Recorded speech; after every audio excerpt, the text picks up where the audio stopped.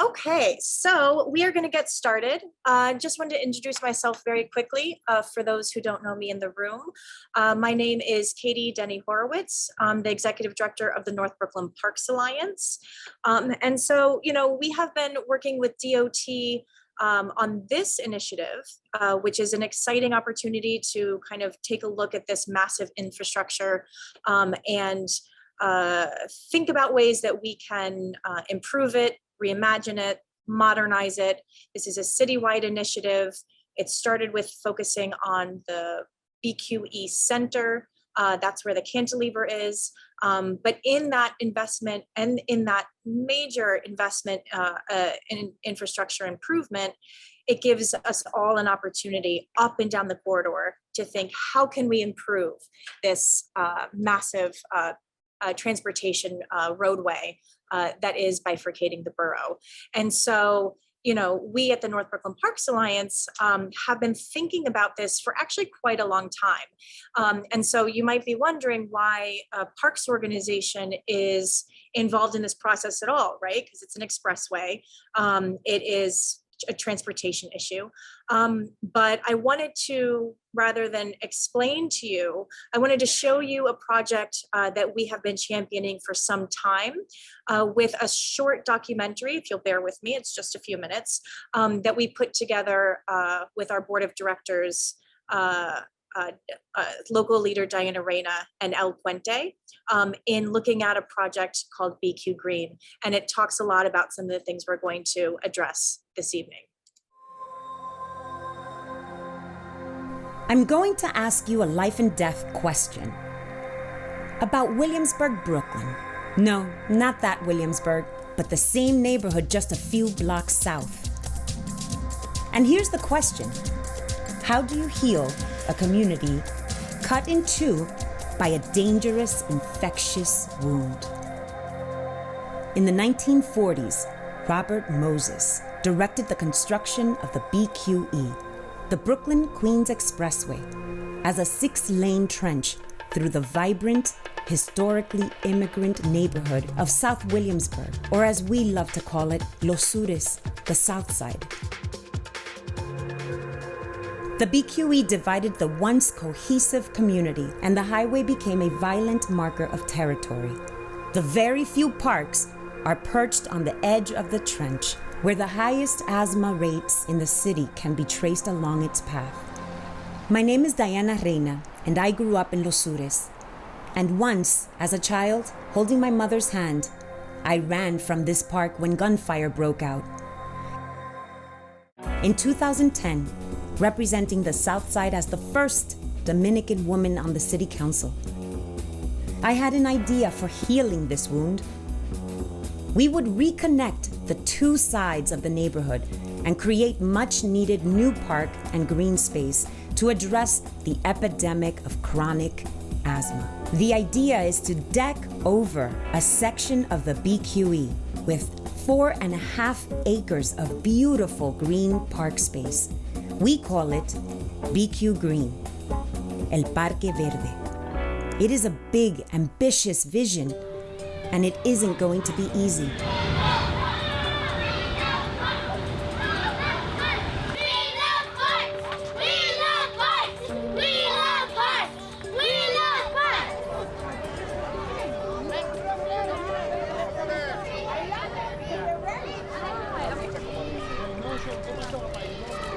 Our city, our neighborhood is Los Sures, the South Side.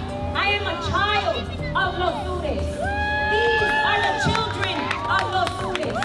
A city that cares about its children would not allow for this open wound to continue to exist. We are calling upon Mayor de Blasio and Governor of this great state of New York, Governor Cuomo, to pay attention once and for all. When I started working at Woodhull in 1995, I was shocked by the asthma prevalence. It struck me as an epidemic. Just looking at the magnitude of the problems and the enormousness of the problems, that it needed a tremendous effort in the hospital, in the community, in the schools, advocating for better air quality. Good afternoon. My name is Katie Melendez, and I was born and raised in this community. And I am here today because of this. All my life, I had to carry this asthma pump everywhere I went. And I'm here for the future generation, the kids behind me, and the kids of the world, to breathe clean air. It's not fair. I'm not asking you, I'm demanding. It's time to make a change. We need to breathe clean air. And the question is, where is the priority for these children? Where is the voice for these children? Who's going to stand up for these children? Who's going to stand up for all of these children who are suffering for asthma, who don't have a place to play, and whose parks and playgrounds are divided by the BQE? Don't get mistaken that the gentrification in this district has wiped us all out. We are pockets of culture, of history, of significance that need attention as well. For too long, we've seen a city that has looked to build green space and open space in areas that are much more affluent and much more white. What we don't see is those investments happening in communities like this one. We're not gonna take being number 3 in asthma rates. We want to be number 3 in the amount of park space that we have in this community. In 2017, I was Brooklyn's deputy borough president and still working to make BQGreen happen. With local electeds and community organizations like El Puente, Los Sures, St. Nick's, and North Brooklyn Parks Alliance fighting alongside me the entire time. Well, I think the BQGreen is an exciting and dynamic project. I love it because it reflects an authentic engagement of the community there today, and their needs and priorities. So the idea is to really bring this public amenity into a community that's been blighted by infrastructure. So you can see the overall vision. You know, those bridges that cross the neighborhood are actually encapsulated within this park space. So when we had a lot of meetings with the community, what they asked for was flower gardens and venture playgrounds, some passive areas, places for barbecuing, and then this active open space. I'd say the active open space was one of the main components that was really most desired. Today, the district is represented by City Councilperson Antonio Reynoso. I think that the city needs to see it the way I see it. So when it comes to parkland, I really think it's about political capital there as well, is what neighborhoods make the most noise. So these conversations need to continue to happen. The community needs to stand up, rise up. Our partners need to come out and continue to support us. We'll talk about how we got it done ultimately, and I think we can get there. What is it going to take to heal this wound running through Los Sures? What is the cost of continued economic devastation and an ongoing health epidemic? When will underserved neighborhoods get parks and services like the wealthier, gentrified neighborhood next door? Pa'lante, mi gente. It's time to make BQGreen a reality.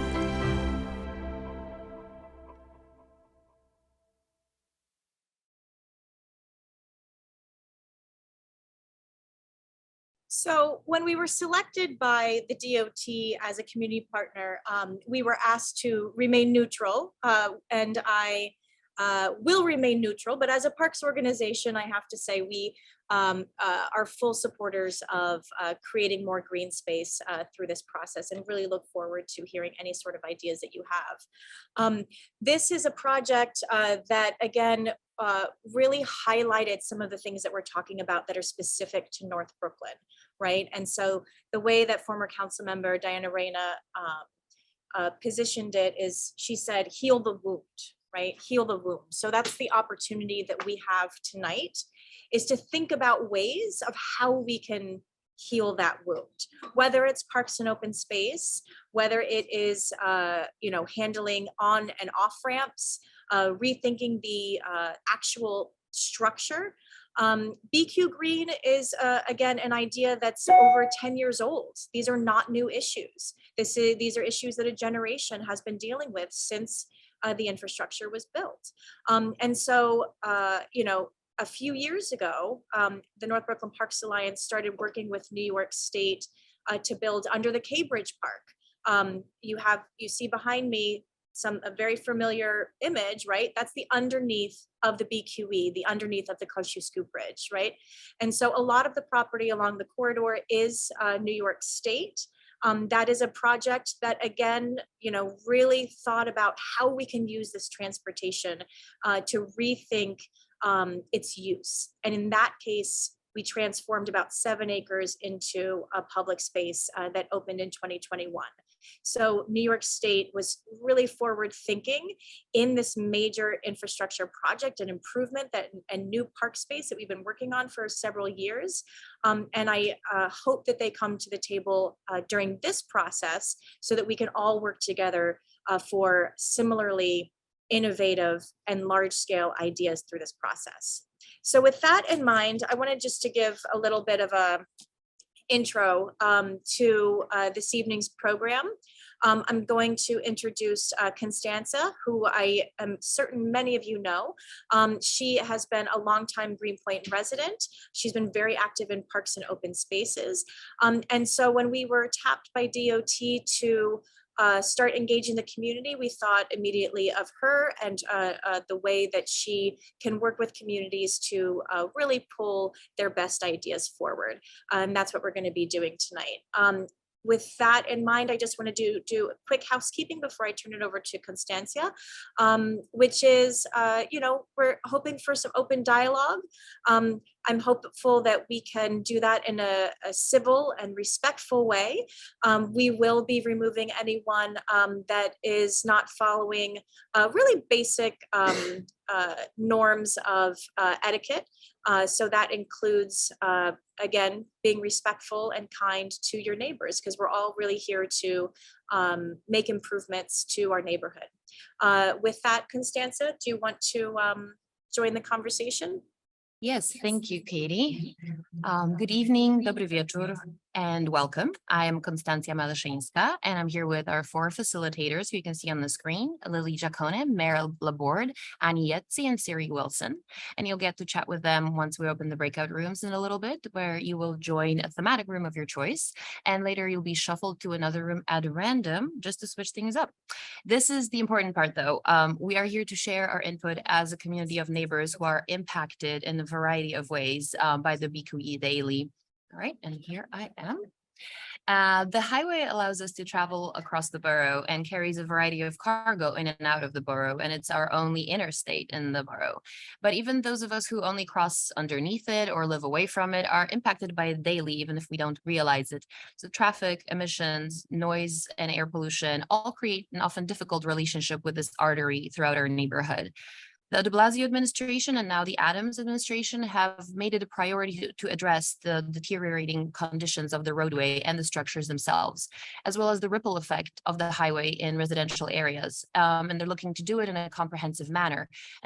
So by looking at it as a corridor, as a whole, right? Hence the corridor vision that you can see up here on the screen in the logo, and addressing each of the sections separately to create place-specific solutions. So we are looking at a map of the entirety of it, but it's divided into 3 sections. We have BQE South, and that's Verrazano Bridge to Brooklyn Heights. Then we have the central section, Brooklyn Heights to Dumbo, and Dumbo really in one, and then north, so that's us, the Navy Yard to the under the Cape Bridge. So just the bottom of the Kosciuszko Bridge. And the administration is really looking to modernize the BQE with the following key principles in mind: urgency and resiliency.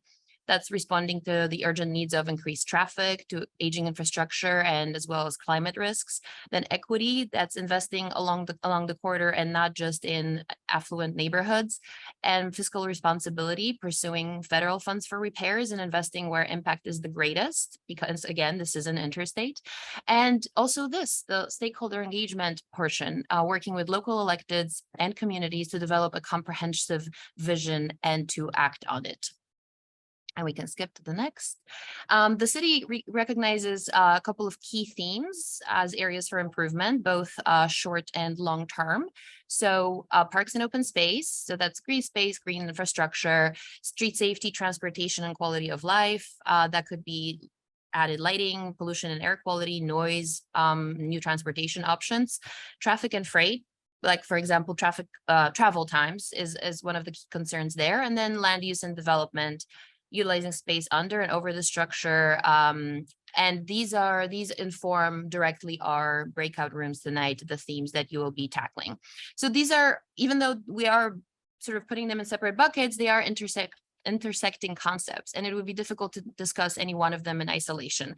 And many fall under the concept of equity and environmental justice when we look at the underserved parts of our community along BQE North. Let's jump to the next. I know many of you are curious as to when the modernization will begin, and the DOT has not provided a detailed timeline. We do know that this is phase one for creating the vision, hence the word imagine you're seeing here. And once we return our community reports, we are just one of organizations that has been contracted by the DOT to do this type of outreach and data gathering. The city will digest what we bring back and shape it into concept designs in phase two. That will also include community engagement, specifically feedback on the designs, and that will happen in the fall of 2023. Thirdly, the city and its consultants will refine in the third phase into actual projects and begin implementing in early 2024. That's the timeline as we know it as of right now. And we'll obviously keep you updated, but you can also review DOT's dedicated website listed here where updates will appear periodically. And the potential is enormous, from creating safer pedestrian, driver, cyclist conditions under the L, to beautification with landscaping, to noise canceling technology and transformative adaptive reuse projects, like adding new parkland above the trench on the south side, which we watched in the video that Katie shared. Those are all wonderful opportunities that we're looking forward to. The challenges revolve around funding, as well as the city and state working hand in hand to deliver real results, as the ownership by the city and state agencies complicates things because, and we'll get to it in a second when we jump to the Brooklyn Navy Yard screen here. The BQE North, we have it divided here in three separate sort of sections that you will go over geographically in your breakout rooms as well. But BQE North starts at Brooklyn Navy Yard, and it is,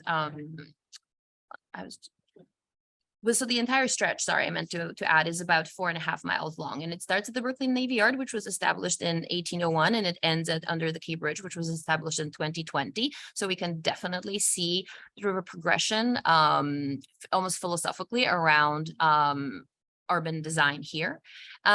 When we look north, we have the Wilby-Arensburg section, which, as we know, cut across neighborhoods, creating divisions, removing access, and prioritizing car traffic. And then the next being Greenpoint, leading all the way north to, sorry, I'm just trying to, oh, can you skip over to next?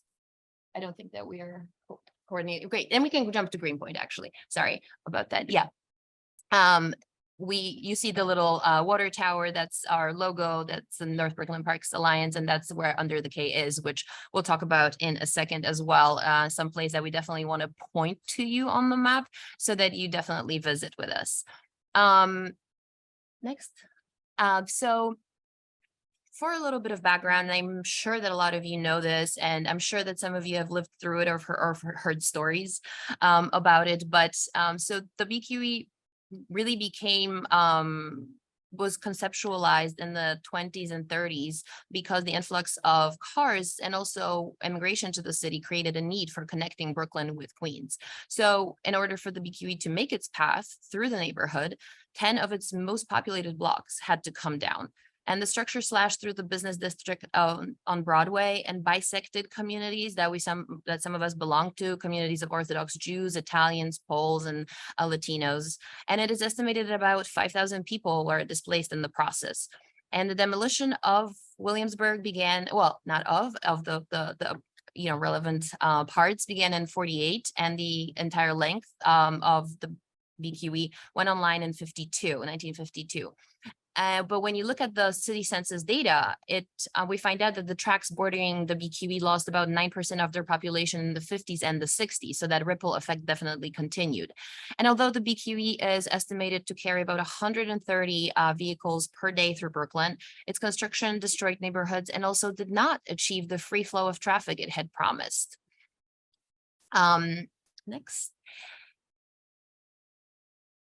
So nowadays, we mostly associate the BQE with utilitarian purposes at best, commuting and travel, and unfortunately unpleasant and dangerous for pedestrian, motorists, and cyclists conditions at worst. Here are some of the intersections I cross frequently, nearly daily, and I took some photos here to kind of show what is the experience on the ground when you're crossing. Next. But even here, and I wanted to contrast it with a really different image, one that I took in 2018, around the time when we rallied for BQGreen, as I was walking through Rodney Playground South. Even along the BQE, we can find moments of tranquility in nature. Summer's day, children playing in a green oasis of Rodney Playground, and it's right by a fence that separates them from the busy interstate. So nearly 100 years ago, the BQE was conceptualized and implemented, and it was in response to the forces of those times: a growing population, the advent of the car, its growing and now dominant role in the American transportation network. Now, it is really up to us tonight, to envision the future of the BQE, one that is responsive to the needs of the new century, and one that relies, and our new reality that relies on shipping and fast delivery for nearly all of our consumption, one that works and travels differently in the post-pandemic world, one that is hyper aware of the climate emergency here, and one that cannot any longer ignore environmental justice and equity for historically underserved communities. Next. We can imagine that better future, and we have examples to look to. This is under the K Bridge Park, a 7-acre park that opened in 2020 and has tied together several linear lots and transformed the formerly abandoned and underutilized space under the busy bridge into a world-class event space, a skate park, and the landscaped Creekside River Theater. North Brooklyn Parks Alliance is the entity responsible for creation, but also today maintaining and programming the space, and you will be hearing soon in our newsletter about the season's must-see series at Under the K. And we are proud to have delivered this new park to the neighborhood, and it's a first successful proof of concept of this type of adaptive reuse of a park under a highway. But there can be more, and let's look at how other cities have done it. We've got we're really looking not just to the US. We have examples from across the world of decking over greening, bridging different sections for pedestrian and wildlife activity also to access previously inaccessible areas, and conversions into uses that are more responsive to today's needs. We will give you a little preview of some of the solutions on the next slide, borrowed from tactical urbanism that are light and actionable and mostly cost-effective answers to many of our pain points as users of the BQE and the adjacent spaces. So the short-term solutions here, if you look at the rows, we've got safety, then activations, and then amenities. So that's something to be inspired by, and you'll be able to review these in your breakout rooms as well.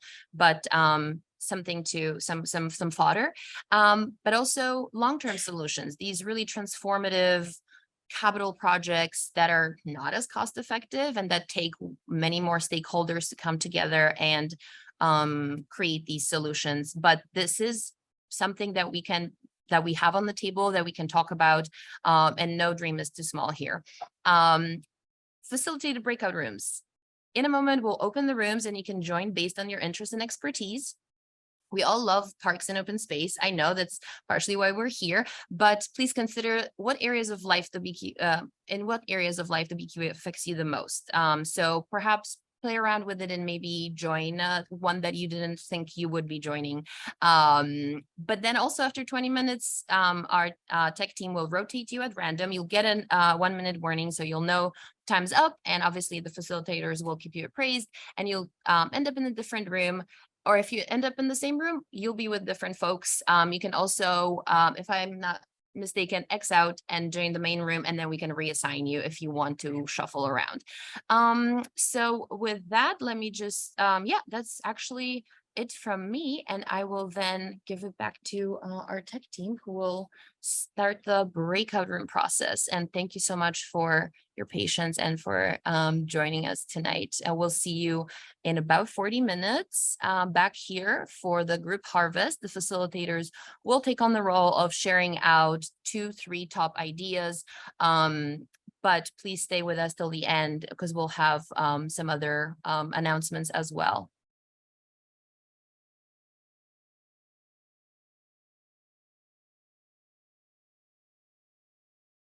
welcome back to the main room. And thank you for taking the time to chat. And I hope you had fun adventures rotating between the rooms and meeting neighbors and seeing friends. And we want to hear from each of the groups. We just so that we can catch up on the time we've lost to some difficulties. We'll give it 2 minutes. So we want to hear from Parks and Open Space first. And Lily, the floor is yours. So I'm going to share some ideas. We had some great input from people that live in the neighborhood, but that also are, for example, from London and could give us some input about how much greener cities are abroad. Some of the ideas we got were fitness equipment, generally make it greener. Main concerns are having more light and making it safer for people to be around those areas at night. Yes, and generally making it greener and planting more trees for sure were our top ideas. And also for school kids, because we're in Greenpoint, we have a school by McGlorick Park, and that was a great idea that one of the participants made to include children in the change so that they feel like they have a say. That was amazing. Yeah, that's it from me. I'm gonna pass on to, I think we'll have Meryl share next. Okay. So Meryl. Hello. We had lots of great ideas of ways to make the BQE more useful to pedestrians and cyclists and drivers as well. One idea that came up a few times was, well, the biggest idea was to get rid of the BQE entirely, or to sink the BQE so that it can be covered with more useful space, be it park space, pedestrian space. Some of the other ideas we came up with and talked about were eliminating some of the some of the off ramps of the BQE that don't necessarily make a lot of sense, and also encourage drivers both to drive through the city as if they are still on the highway, or that create a lot of conflicts between pedestrians and cyclists. We also talked about adding pedestrian bridges along the entire corridor. And one of the biggest concerns that we heard from a lot of people was many of the intersections and pathways just feel sort of lawless, and it's like you're in the Wild West and it's not really clear who can go where.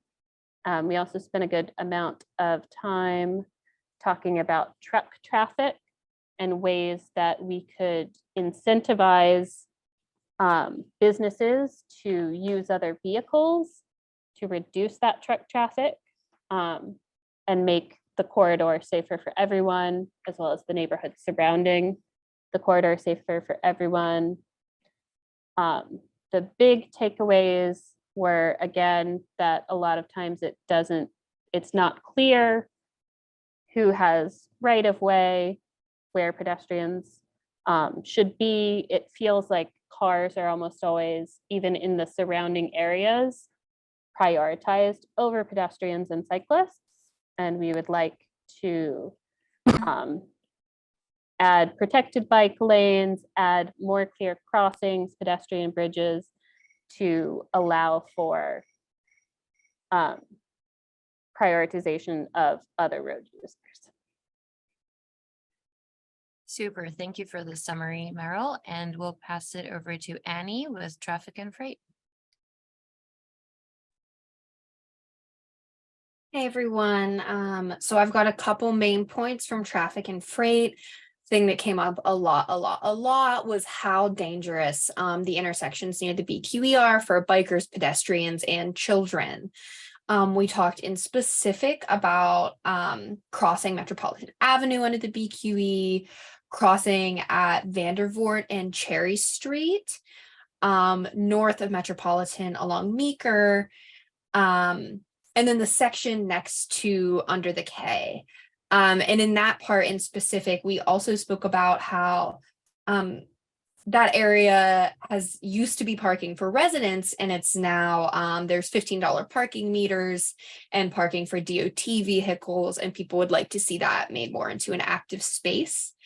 Something that also came up a lot about the intersections was people are really interested in protected bike lanes, adding lights, making those areas generally more friendly to people on foot or bike and not in a vehicle. We spoke about how disconnected the Navy Yard area is for people on bike and on foot. It feels kind of like the only way to get anywhere from there is to use the BQE, and people feel like they can't do that. We spoke also about incentivizing freight and rail travel, particularly in the Navy Yard area with shipping. That could be really fruitful. We spoke about limiting the burning of trash at transfer centers nearby, because that adds to the smog and already kind of dusty, unfavorable conditions that are created by the traffic and freight there. And then we spoke about the fact that McCree Triangle and Jamie Campus Playground and Mont Carmel all feel kind of like tiny green areas that are islands in the smog of the traffic. So doing something to kind of unite the tiny green spaces and make them actually green. Someone pointed out that on the map, the areas that are green aren't actually green in real life. They're often parking. So that, and then lots of folks came out in favor of BQE Green. I think those are the updates from traffic and freight. And just under 2 minutes. Thank you so much. And lastly, we'll jump over to Siri and land use and development. Hi, everybody. Yeah, we had a lot of really interesting conversations. The first group, I learned a lot about BQE Green, and that project seems incredible, and just the greening around the BQE, specifically in the South Side. I don't know more about it, but it's something I would love to know more about, and something that I would definitely be behind. And there's also, it seems like there's a lot of people that think about the little steps and a lot of people that think about the big steps, and it was fun for people to listen and think about how to put those little steps towards the big steps. We also were talking about a road diet, which means making both lanes of traffic at the McGinnis only one way, and actually expanding that space and making it more of a public plaza. And perhaps that public plaza could have a farmer's market or a night market filled with taco trucks, also to support the people that are unhoused that are living there in some way, and make sure that they still have their rights respected. And we had so many ideas. And also we talked about how most of the traffic was coming from trucks. So bringing it back to freight, we were wondering about, the train ways and the waterways that go in and out of our area, and why those are being underutilized, and why there's so much truck traffic. And if that'd be a great thing that we could reduce by making it harder for trucks to be in and out of that area. Thank you. Thank you, Siri. And I will say goodnight, but I'll pass it over to Katie Denny Horowitz for a few more closing items and highlighting a couple of our events that are coming up. This was our first workshop, so thank you for being here for it. But we have two more, and more on that from Katie. Thank you, Konstancja. Thank you, everyone, of course, for joining us tonight. I want to let you know that we have a couple of other events coming up.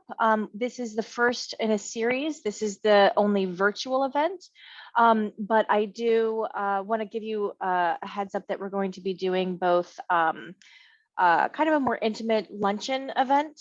Hold on one moment.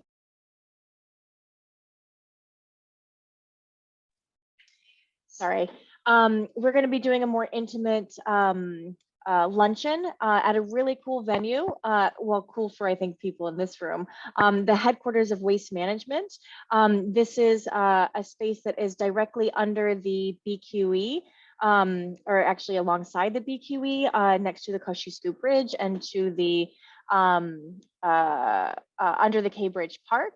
And so this is going to be another in-person or our first in-person event. Much more intimate. We hope to have a lot of dialogue.